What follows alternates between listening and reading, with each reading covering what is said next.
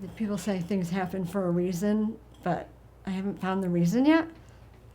I'm hoping to, but it just hasn't happened yet. This is the gift that Alex gives us, that he reminds us every day to be grateful that we can breathe on our own. My son Michael was a funny little guy. He was beautiful, and he loved life. He loved cupcakes and cake and food and ducks. He loved everything sensory. Like we'd go through stores and he'd have his arms out in the wheelchair touching all the, I hate to say it, the underwear and the bras as we went through. Alex loves to go to school. He loves to be around, other children. And Alex is very funny. It doesn't always come across in his own mind. He's funny. Michael was diagnosed with spinal muscular atrophy. The way I always describe SMA is it's just like Lou Gehrig's disease, except it attacks small children. Alex can't move himself around. His brain is fine, so he knows what's going on and he understands everything, but he can't communicate. So he doesn't have his voice.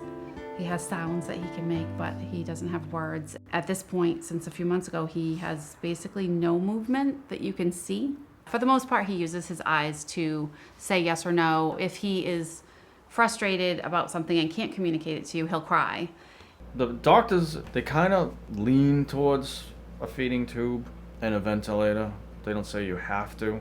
And we had made that decision long before that we weren't going to do that. Michael loved to eat food, and he loved to talk, and he loved to sing. We weren't going to take away his food because he loved to eat. We weren't going to take away his ability to talk. My only regret is he never got to say mom. I felt like I had like a clock ticking down in my head. Like, oh no, I only have 6 months left. I only have 5 months left. So I ended up emailing the neurologist and I said, okay, when you gave me the diagnosis, or when we got the diagnosis, this is what was said. Now that he's been trached and is on a vent, does that change that diagnosis? And he said yes. He said now that he's trached and on a vent, he could live a very long time. And that's where I left it.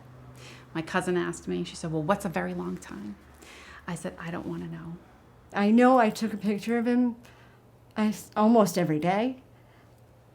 I don't think I even did it consciously, I just did it. I have a picture of his ear. Or his little fingers. And you're like, what is that? It's a sweet little ear. It's amazing to me how good he is, How's he doing? He's doing great. He's fantastic. But he's not. But his normal is terrible. You know what I mean? So he can't breathe on his own. That's terrible. He needs nurses to help assist him to make him fantastic. That's why he's fantastic. He has fantastic nursing coverage. His parents know how to take care of him very well. He's got a great environment, a lot of love. And I think that's the primary ingredient for your child to be happy, is just to love them and spend time with them and do things with them. Yeah, we always talk about Michael. Usually focusing on the good things. Generally the good things. The happy things.